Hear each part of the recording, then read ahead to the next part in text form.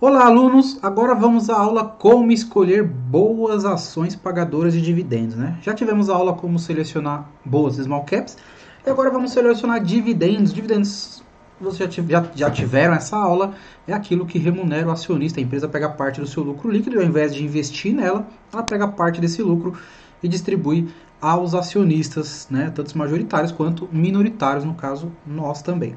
E aí existem vários erros que algumas pessoas cometem ao querer montar uma carteira de dividendos para viver de renda passiva, principalmente na seleção dos ativos, ou porque ela só olha um indicador, então no caso o dividend yield, né, que no mesmo caso, na mesma forma que é um indicador que você tem que tomar muito cuidado, porque se você olhar ele isoladamente, você pode correr o risco de olhar uma empresa que não tem um bom histórico de dividend yield, mas naquele ano foi muito bom, talvez por algum não recorrente, que são fatos não recorrentes, né? Ela vendeu parte do patrimônio que ela tinha, pegou parte desse dinheiro, ou um ótimo resultado financeiro que ela teve apenas naquele ano e distribuiu em forma de remuneração para os seus acionistas. Isso é um erro muito comum que muitos investidores que querem montar uma carteira previdenciária, uma carteira de renda passiva, acabam cometendo, né? Por quê? Você tem que olhar o histórico, você tem que olhar se o lucro, se a empresa tem lucro para pagar dividendos, se o payout dela não é muito alto, se faz sentido, se ela tem fluxo de caixa, se ela não tem uma dívida muito alta. Por quê? Para a empresa distribuir dividendos de forma recorrente, ela tem que ser saudável, né? Um exemplo aqui foi a Oi. Durante muitos anos a Oi era uma ótima pagadora de dividendos, só que a dívida dela ia aumentando, né? Então hoje a ação está custando aí R$ 1, um e pouco, uma ação que já chegou a R$ 100. Então houve uma desvalorização muito grande por conta da governança corporativa, né? A empresa queria remunerar a sua diretoria com altos dividendos, dividendos gordos. O minoritário se empolgava também, comprava um monte de ação da Oi e hoje está aí se ele não vendeu, né, no prejuízo, tá aí com uma bomba na mão e sem receber dividendos, né, que foi o critério que fez ele comprar ações na época. Então, por isso que vocês percebem o cuidado que você tem que ter. E aqui nessa aula eu quero te trazer como eu analiso de forma segura boas empresas pagadoras de dividendos para compor a minha carteira aí e gerar uma renda passiva junto com ações e fundos, junto com fundos imobiliários. Mas eu também tenho boas small caps com potencial de crescimento, que foi a aula que nós já tivemos. Então eu sempre vou defender o equilíbrio, né? Então, Álvaro, você acha que eu tenho que ter só small caps ou só dividendos? Não, amigo, você tem que ter as duas. Inclusive também com fundos imobiliários, né? Nós falamos sobre alocação de ativo e diversificação na aula. Então é importante você diversificar. Não tenha só esse pensamento de só vou ter ações de dividendos ou só vou ter ações de crescimento. Tenha ambas, tenha o equilíbrio, tá? Bom, da mesma forma que existe um índice small cap na B3, existe também um índice de dividendos da B3, que é o DIVO, né? No caso aqui o índice é o IDIV e ele é negociado pelo ETF DIVO 11. Álvaro, então eu vou comprar ETF, não vou ficar analisando um monte de empresa, para quê? Vou comprar o ETF e pronto. Não, o ETF não distribui dividendos, né? Nem o Small Cap, nem o DIVO 11. Então nem o Small 11, nem o DIVO 11 distribui dividendos. Então não é inteligente você investir querendo dividendos em um ETF que não paga dividendos. Então, esquece essa ideia. Você vai ter que selecionar as ações. Então, da mesma forma, também existe uma carteira teórica que representa esse índice de dividendos para a B3. Eu peguei aqui a metodologia que eles utilizam para mostrar para vocês por que é inteligente utilizar como base, principalmente um novato, você que está entrando agora na Bolsa de Valores, utilizar esse índice como o primeiro critério aí para você escolher. Vamos lá, ativos elegíveis, né? Então o IDIV é composto das ações units, ou ordinárias, ou preferenciais. Aí os critérios de inclusão que eles fazem aqui. Estar entre os ativos elegíveis que no período de venda de 3 carteiras anteriores em ordem decrescente, blá, blá. Estar presente em 95% das sessões de negociação, isso aqui todas têm. Não ser classificado como penny stock. Então o que são penny stock? Nós aprendemos na aula lá sobre o tipo de ações. Penny stock são aquelas ações que custam centavos, né? Então se ela custa centavos, provavelmente é uma empresa que está passando por muita dificuldade, então não pode ser uma penny stock. Estar dentro dos 33% do total de ativos com os maiores dividend yields, né, e tem um apêndice depois com o cálculo que eles fazem, distribuído pelos ativos nos últimos 36 meses, e ter o somatório dos dividend yields de cada 12 meses consecutivos observados no período de 36 meses. Então, são empresas que de fato aí pagam dividendos, então para pagar dividendos elas têm que estar dentro desses critérios aqui. Então, já vimos que há um critério. Agora, da mesma forma que fizemos com a Small Cap, inclusive, é possível a empresa estar nos dois?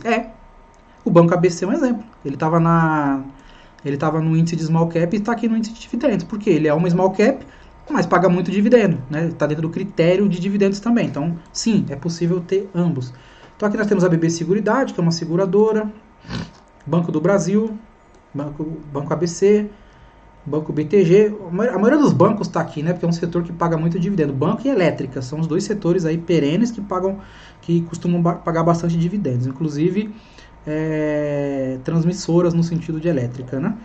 Outra seguradora, né? Porto Seguro, Banco, Klabin, empresa de celulose aí, papel, a STT, Tegma, que é uma empresa de logística, Taesa, que é uma das melhores transmissoras que tem por aí. Vamos olhar a Taesa, por exemplo, então. Acho que é um bom exemplo, é uma transmissora. Vamos jogar aqui no site Oceans 14.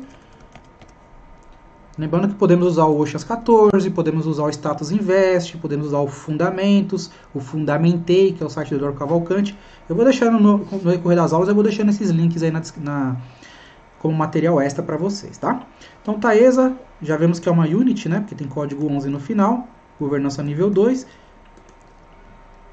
Vou abrir o site RE aqui dela. Utilidade pública, energia elétrica, né? Então, esse é o core business dela. É uma transmissora de energia. Vamos olhar primeiro se é uma empresa lucrativa. Para distribuir dividendos tem que ter lucro. Né? Então, inclusive com lucros crescentes, né? Olha a margem líquida dela aqui altíssima. Por quê? A margem líquida de transmissora costuma ser alta mesmo, que é o lucro líquido dividido pela receita.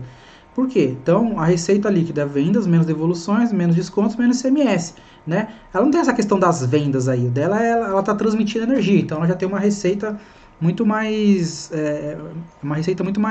com menos descontos, podemos falar assim, do que um produto, né? Que você tem aquele custo embutido já no produto quando você vende, quando você fabrica ele, né? Ela não tem esse tipo de custo, por isso que ela tem uma margem mais alta, inclusive bem mais alta. Então vemos aqui que a receita líquida é crescente, vimos que o lucro líquido está crescente, tem uma ótima margem líquida, lucro por ação crescente. Olha a margem EBITDA aqui gigante, né? A margem do resultado operacional, a EBITDA dela. Então o ROI é altíssimo, 20%, 23%. O ROI, que também é acima de 10%, excelente. E o Dividend Yield, olha o histórico dela. Então a gente vai ver aqui, ó, 12, 15, 13, 8, 11, 4, 6. Bem recorrente, né? Bem recorrente. Lembra que eu falei que tem pessoas que gostam de investir apenas com Dividend Yield acima de 6? A gente vê que a média dela é bem acima de 6, né? O payout. Nesse caso aqui, ela vai ter alguns payouts acima do que eu considero saudável, mas no caso dela, ok, porque ela é uma transmissora. Então, teve anos que ela teve 108%, 94%, 90%, 65%, 54%, apesar de ter diminuído aqui, né? Mas a gente vê que pelo setor dela, por ser uma transmissora, ok, faz parte ela ter esse payout aí, ela não precisa reter tanto lucro para continuar se expandindo, tá? Quando ela ganha alguma concessão, ela vai lá, emite debentures ou faz empréstimos e cria lá a rede e depois toca a vida. Então não precisa ficar retendo muito lucro, é natural isso. A gente vê que ações de dividendos também tem valorização, né? A gente pode ver a valorização anual dela esse ano um pouquinho negativo, mas tem valorização sim. Então, mesmo sendo uma empresa estável que distribui muitos dividendos, a gente tira um pouco daquele conceito de que, se a empresa que paga muito dividendo acaba não crescendo. Não é bem assim, tá? Não é bem assim. Dívida líquida por EBITDA dela alta aqui também. Natural do setor. Toda elétrica é um pouco alavancada, tá? Não tem jeito, toda elétrica é um pouco alavancada. Fluxo de caixa operacional positivo. Ok. Ativo circulante, tá aqui balanço patrimonial, né? Você vê, ela não tem produto, né? Tá um estoque aqui zerado, né? Imobilizado, intangível. Ela tem dívida, mas quando a gente vai ver, é tudo empréstimo de longo prazo, né? 5 bilhões de empréstimo de longo prazo. O de curto prazo já é bem menor, né? Então, a liquidez corrente dela, 3,11, ou seja, ela consegue pagar 3 vezes, mais de 3 vezes o que ela tem de dívida de curto prazo. Então, bem tranquilo. Aqui no site de relacionamento dela, podemos ver o que ela faz, né? Então, a Taesa, vamos ver lá Aqui vamos ver um pouco de concessões, né? Porque elétricas trabalham com concessões. Então, o governo vai lá e emite concessões para ela fazer a transmissão. O que é a transmissão? Então, a elétrica tem três tipos. Você tem a geradora, que é a que gera energia, hidrelétrica, energia por vento, etc. Né? As energias renováveis também. Aí você tem a transmissora, que pega da hidrelétrica e traz até o centro de distribuição. Então aí entra as distribuidoras. A distribuidora já tem um pouquinho mais de risco, porque elas que recebem, né? Elas têm o risco da inadimplência. A transmissora e a geradora, não. Mas a transmissora é o filé, né, do setor elétrico. Isso não quer dizer que você só tenha que ter transmissora. Até porque muitas das empresas, ENGIE, Energias do Brasil, elas atuam nos três segmentos. Elas são diversificadas nos três. Isso aqui é toda a rede de transmissão dela, gigantesca, né? A gente pode ver até o contrato quando termina, ela tem contratos muito longos, né? 2032, 35, 38, 47, 49. Então toda a linha dela aqui, né, de as concessões que ela tem. Concessões de transmissão, um prazo muito longo, então bem interessante. Vamos ver a estrutura societária, porque ela também tem um dedo do governo aqui, né? A CEMIG é a controladora da Taesa, então as pessoas às vezes com um pouquinho de pé atrás por conta disso. Mas, historicamente, é uma empresa que problema zero, sempre entregou resultado. A CEMIG tem 36% das ações ordinárias, né? Então, lembrando que quem tem o controle da empresa sempre tem as ordinárias. Aí depois vem a ISA Brasil, ações que estão no mercado, 37% de free float, até free float bom. A gente pode ver aqui o histórico da empresa. Tudo aquilo que a gente já viu na aula sobre small caps, a gente está olhando aqui só no site de relacionamento, porque nós já vimos que faz sentido ela ser uma boa pagadora de dividendos. Até pelo setor, pelo lucro delas ter bastante lucro, ela ter uma margem alta, ela ter um payout alto e não tem necessidade de ficar com tanto reinvestimentos. Pode ver aqui o histórico da empresa também. Bom, vamos analisar outra empresa aqui. A Sanepar também estava no índice Small Cap, lembra que nós analisamos ela? O Santander era um banco. Aqui banco não tem muito segredo, né, galera? Analisar banco, você olha o índice de Basileia, vamos ter uma aula só para falar sobre bancos também. Índice de Basileia, o PDD e vamos embora. Vamos olhar aqui a Itaúsa. A Itaúsa é uma holding do Banco Itaú. Vamos olhar aqui a Itaú. Lembrando que igual no vídeo sobre Small Caps, isso aqui não é indicação de compra. Isso é simplesmente um estudo, é a forma que eu analiso para poder ver. Tá, uma coisa que eu deixei passar lá na Taesa, mas apesar de a gente ter visto que ela tem uma recorrência de dividendos, aqui também o site mostra se os dividendos são a sequência de dividendos, né? Então vamos olhar a Itaúsa aqui, por exemplo. Ela todo ano paga, ó, e às vezes mais de uma vez no ano, né? Então 2020 já tem provisionado aqui, juros sobre capital, nós aprendemos o que é juros sobre capital, lembra? Então, ó, todo ano pagando de forma recorrente, é uma ótima pagadora de dividendos. Receita, vamos abrir aqui o site enquanto isso, enquanto ele vai carregando o site aqui, vamos analisando os indicadores. Receita crescente, lucro líquido na casa de bilhões, né? 9 bilhões, 10 bilhões, diminuiu um pouquinho aqui em 2020, mas ok. Margem líquida altíssima, porque ele é uma holding, né? Então, ela tem a receita de outras empresas, então uma holding tem sim, a holding costuma ter uma margem líquida alta e um ROI altíssimo. A gente pode ver o ROI dela aqui, ó, também de 17, 18, o ROIC também alto. Cadê o dividend yield? Dividend yield, ó, 2, 6, 4, 4,62, 2, 8, 8,60, bem recorrente também, uma média de dividendos alta boa, um payout aí bem satisfatório também. Também tem valorização da ação, apesar desse ano ter caído bem, né, menos 26%. Dívida, nem tem dívida, né, bem tranquilo aqui, não dá nem para falar que tem dívida, né, então bem tranquilo também. Fluxo de caixa monstruoso. Fluxo de caixa de investimento dela muito alto, porque ela não tem necessidade de ficar, né? Liquidez corrente alta, liquidez imediata, capital de giro na casa dos bilhões, então bem tranquilo também. Vamos lá, quem somos? Vamos olhar aqui a Itaúsa para ver quais são as empresas que ela detém aí, né? A participação, uma vez que ela é uma holding. A Itaúsa foi constituída para centralizar decisões financeiras e estratégicas em um conjunto de empresas, né? Tal. Então, Itaú Unibanco, que na verdade a maior receita dela vem do Itaú, né? Duratex, Alpargatas, no caso Havaianas, né? Aí tem essa NTS, que é a transportadora de gás, a Itautec, e tem a Itautec também. E ela, por ser uma holding, ela pode fazer caixa e adquirir outras empresas, né? Então, muitos acionistas estão esperando aí ver o que ela vai fazer, como que ela vai fazer para adquirir outras empresas. Mas a gente pode vir aqui em empresas do conglomerado para ter mais informação. Então, aqui estão as empresas que pertencem à holding da Itaúsa, né? Ah, Itaúsa ou Itaú? Gente, tanto faz. Se você quiser ter um banco, você vai ter Itaú. Se você quiser ter uma holding com possibilidade de adquirir outras empresas, você vai ter a Itaúsa. Ou você pode ter ambas, né? São coisas, para mim, apesar de a maior parte do resultado da Itaúsa vem do Itaú, eu acho que cabe as duas sim numa carteira, tá? Não vejo problema nenhum de você ter as duas. Vamos ver se a gente acha aqui o último release dela.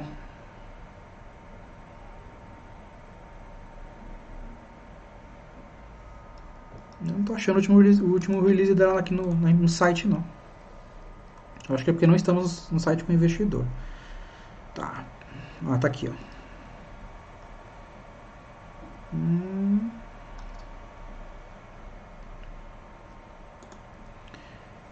Aqui é só o calendário, né? Ainda não é o resultado. Central de resultados. Vamos lá.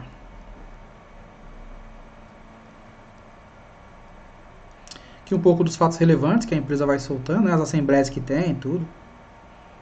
Comunicado de dividendos. Isso aqui é legal, vamos ler isso aqui, ó. Já que estamos falando de dividendos, né? Ela soltou o comunicado da distribuição de dividendos dela do ano de 2020, né?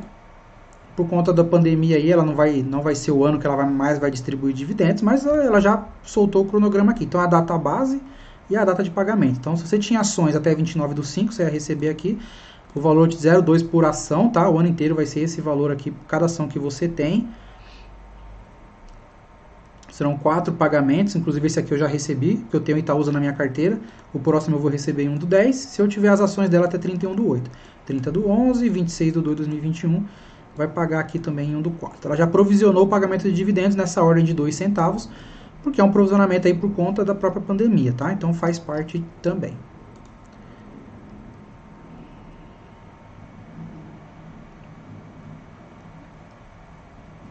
Aqui tudo que tem de informações da empresa, você pode entrar e ver. Então é bem legal.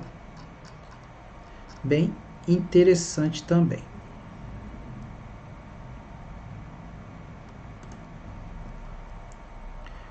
Posso saber um pouco mais sobre a questão da governança. Lembra que a gente tivemos uma aula, né, sobre governança. Então, bem legal a Itaúsa. Vamos ver outra aqui, um que não seja um banco. Ah, Cielo é um bom exemplo. Cielo, legal. Acho que é um bom case mostrar a Cielo, porque a gente vai ver um indicador nela bem daquilo que eu falei, a relação preço e dividendo, tá? Então a Cielo faz parte aqui do índice Small Cap, do índice de dividendos. A Cielo é uma adquirente, né? Você usa aí as maquininhas dela, já passou em alguma maquininha, novo mercado, serviços financeiros. A gente vai ver uma diminuição gigante aqui da receita dela, né? Por que isso aqui? Por conta da concorrência. Lembra que na aula sobre as 5 forças de Porter nós falamos sobre Cielo, você tem o exemplo da Cielo, que ela teve que perder margem. Olha a margem dela como reduziu. Apesar que nem tanto, né? Mas o lucro líquido dela como reduziu, né? Ainda continua na casa dos bilhões, mas pô, saiu de 4 bilhões e agora para 1 bilhão e 200 milhões. Então uma bela redução, né? E o mercado bateu nela por conta disso. Você vê o histórico de cotação dela, você vai ver uma queda bem acentuada.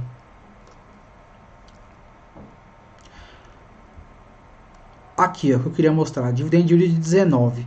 De 16. Aí você fala, poxa, dividend yield de 16 da Cielo, eu vou comprar. Nossa, perto das outras de 6, 9 é gigante. Por que ela teve dividend yield disso aí? Esse aqui foi no ano de 2018. Foi o ano que ela mais apanhou a cotação da Cielo. E o dividend yield é os dividendos pagos nos últimos 12 meses dividido pelo preço da ação. Então, por que o dividend yield dela subiu?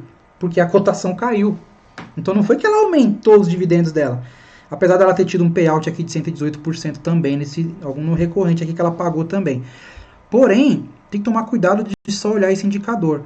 Né? Então, se a gente vê que historicamente ela não é nenhuma vaca leiteira não. Ó, 3,5, 4, 2020 por enquanto 1,63, não fechou ainda, né? Mas a gente está vendo uma redução de lucro líquido. Vamos ver a dívida se está aumentando. A dívida não está aumentando, está ok ainda. Fluxo de caixa operacional negativo. Né? Então tem alguns pontos de atenção aqui da Cielo. Não dá para falar que a liquidez corrente não está lá tão grande, né? Não dá para falar assim, então, que, por exemplo, é uma empresa que eu vou comprar visando dividendos. Não, é um exemplo do contrário, né? É um exemplo, apesar dela pertencer ao índice de dividendos, isso mostra que nem todas as empresas que estão no índice de dividendos é essa maravilha a questão de pagar de forma recorrente, tá? Então tem que tomar cuidado por conta disso também. Vamos baixar aqui o release de resultados dela. Nossa, vai vir um arquivinho grande aqui, né?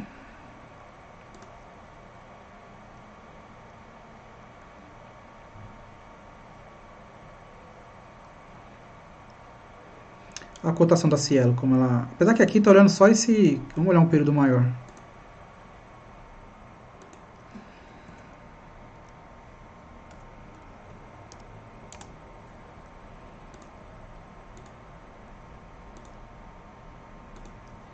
Eu acho que não vai deixar o site.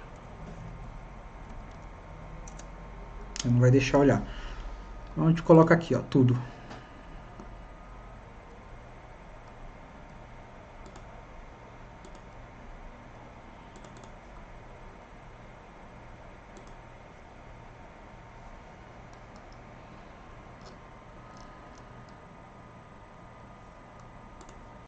Vou baixar o kit aqui de investidor.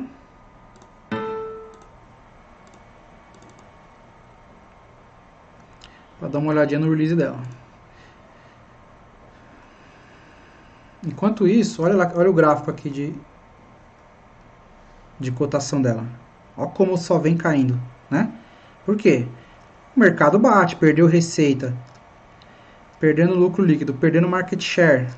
Apesar que o market share dela é grande, tá? Mas perdendo o market share aí de certa forma, com a concorrência muito grande, o mercado bateu na cotação dela. Isso fez o dividend yield aumentar. Em compensação, não é um dividend yield saudável. Vamos olhar aqui agora o resultado dela do primeiro trimestre de 2020. Ela aumentou um volume financeiro capturado. Então o que é esse volume financeiro? É transações na maquininha. E é até natural que isso aconteça, né? As pessoas em casa vão usar bastante aí também. Então, é importante. A gente vê aqui o aumento de fato, né, das transações financeiras comparado ao outro trimestre. Não é um aumento tão significativo. Talvez no segundo semestre, no próximo resultado, tenha esse aumento financeiro aqui grande. Mas olha a diminuição de lucro líquido. 544 milhões, 466. Por quê? Está baixando a margem para não perder mercado. Para ela não perder mercado, ela está tendo que baixar o custo dela. Baixar a margem, baixar a taxa que ela cobra da pessoa jurídica que tem a maquininha dela, né? Ela aumentou também os gastos dela, as despesas operacionais, né? Teve que colocar mais vendedor na rua para mostrar a importância de ter a maquininha e tal. Então a Cielo é um caso de que mesmo estando no índice de dividendos, não é lá essas maravilhas a nível de dividendos, né? Então você não pode se enganar simplesmente com esses 16% que foi aqui em 2018. Então, por isso que eu falei, tem que tomar cuidado com esse tipo de análise. Tá? Então, basicamente, quando você olha empresas de dividendos, você vai olhar a consolidação dessa empresa no setor, se ela é uma empresa que ela tem lucro recorrente, se ela é uma empresa que faz sentido a distribuição de dividendos dela, né? Porque o case dela não precisa de tanto reinvestimento, tá? Ela não precisa segurar tanto caixa para poder reinvestir nela mesma. Você vai olhar essa curva, né, de lucros dela, os dividendos, se todo ano ela vem pagando dividendos, né? Então você vem aqui, pode vir aqui nessa abinha de dividendos e ver se todo ano vem pagando. Ó, aqui, por exemplo, 2012 pagou só uma vez. Né, mas pagou juros sobre capital uma vez só em 2012, perdão. Na verdade, 2019 pagou várias. Por enquanto, 2020, né, pagou só uma vez, mas ainda não fechou o ano. 2019 pagou bastante juros sobre capital, né? Então, assim, paga recorrente, mas tem um quê de risco a mais aí no case da Cielo, tá? Bancos, então você pega um Banrisul, um Itaú, um Bradesco. Banco também, é um ótimo pagador de dividendos, né? Qualquer banco que a gente analisar aqui, a gente vai ver que faz sentido. Mas você não pode só colocar banco e elétrica na sua carteira. É um erro muito comum e eu recebo muito tipo de pergunta no... Álvaro, eu tenho 50% em elétricas e bancos, porque eu quero viver de renda passiva. Cara, é um risco muito grande, porque o governo vem dar uma canetada, né? Você fica a ver navios, vai complicar muito. Então, diversifique, por mais que você queira empresas de dividendos, diversifica entre setores, tá? Então, você tem vários tipos de empresa aqui, vários tipos de empresa, né? A Malha Metal Leve é uma empresa industrial, a MRV é uma empresa de construção civil que paga bons dividendos, Porto Seguro já é uma empresa de saúde, né? Uma administradora de plano de saúde, administradora de benefícios, Santander é um banco, SLC Agrícola é uma empresa do setor agrícola, de commodities, Transmissão Paulista é outra empresa de transmissão. Vamos olhar aqui a Transmissão Paulista, a ISA CETIP. Essa aqui também é uma outra empresa vaca leiteira, costuma pagar muito dividendo. Ela também tem ação ordinária e preferencial. Então, quando a empresa tem preferencial e ordinária, a maior liquidez está na preferencial, tá? Normalmente não, na verdade, 100% dos casos a maior liquidez está na preferencial, porque os controladores estão aqui, ó, com a ordinária. E ela é nível 1, ou seja, ela não tem o tag along, tá? Então a Transmissão Paulista tem esse risco aí. Apesar que quando você olha a estrutura societária dela, você vê que é difícil ter algum problema a nível de algum controlador querer comprar e tudo, mas o risco está lá. Quer ver? Ó, vou mostrar para vocês aqui como que eu analisaria a estrutura societária da Transmissão Paulista. Então, ó, tem essa ISA Capital do Brasil,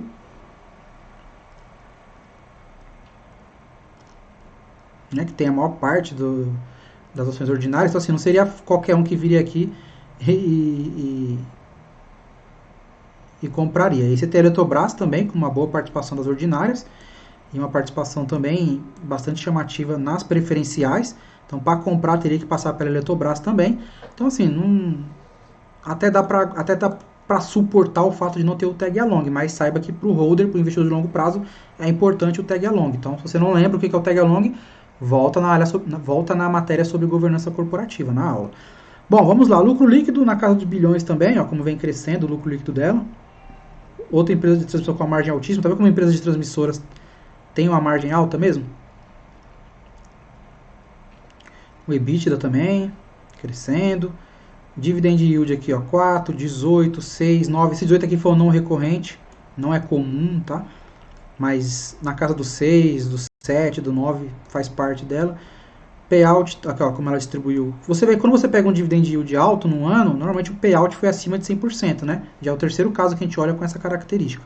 Aí você pode olhar no balanço da empresa, lá no release, qual foi o motivo, qual não recorrente fez a empresa pagar esse dividendo acima do normal, tá? Para você não se empolgar e achar que vai ser sempre assim. Tem algumas linhas de transmissão em construção, as que estão em operação aqui também. Essas que estão em construção é legal, porque quando termina, entra mais receita para a empresa, mais lucro, né? A gente pode ver as concessões dela aqui também.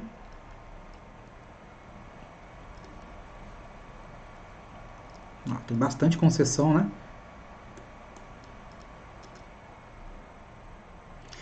É corrigido pelo IPCA, né? Corrigido pela inflação. Algumas concessões são corrigidas pelo IGPM.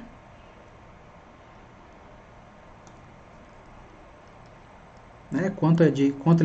Aí tem algumas coisas mais técnicas aqui, né? No caso, por exemplo, sobre o REP, qual é o ciclo do REP. Você pode entrar aqui, pode pesquisar na internet com mais detalhes. Não é muito foco do vídeo entrar em detalhes do case de cada empresa, mas mostrar quais indicadores você precisa olhar. Ela fala um pouquinho sobre o setor de transmissão também, né? Então é bem legal, bem interessante você aprender. Então, você viu que não tem muito segredo, né? Vamos ver a dívida líquida por EBITDA. Apesar do setor ser costumar ser alavancado, ela não tem alavancagem nenhuma, bem tranquila a dívida da Transmissão Paulista. Fluxo de caixa operacional gigantesco, gera muito caixa. Os empréstimos de longo prazo aqui, ó, tranquilo, pagaria bem, sem problema nenhum. 2,21 de liquidez corrente, pagaria 2 vezes mais o que ela tem de dívida de curto prazo. Então, capital de giro também. Então, bem tranquilo. É uma empresa que faz sentido estar no índice de dividendos e é uma empresa que faz sentido ser taxada como uma ótima pagadora de dividendos, tá? Então, é assim que eu analiso empresas de dividendos. É lucro, é olhar o payout, é olhar o dividend yield, sim, mas não como critério definitivo, o indicador do dividend yield. É olhar a dívida, é olhar se ela tem caixa ou se ela fica queimando caixa para remunerar o acionista, e é olhar o business da empresa como um todo, se faz sentido aquele setor não precisar de tanto reinvestimento assim, e por isso ele acaba distribuindo muitos dividendos, tá? Então eu espero que você tenha aprendido como selecionar boas empresas pagadoras de dividendos, e lembre-se, o equilíbrio é importante, tá? Não coloque só na sua carteira empresas de dividendos. Tenha também small caps, tenha blue chips, que são empresas mais consolidadas, que talvez não estejam distribuindo tantos dividendos nesse momento, mas não fique com esse foco bitolado em dividendos, porque você acaba cometendo algum erro aí que no longo prazo vai pesar muito na sua rentabilidade, no seu acúmulo de patrimônio, tá? E lembre-se sempre que no começo é importante você reinvestir os dividendos. Então, receber o dividendo não vai pagar conta, apesar que depende do valor que você está investindo também, né? Normalmente no começo é pouco mesmo.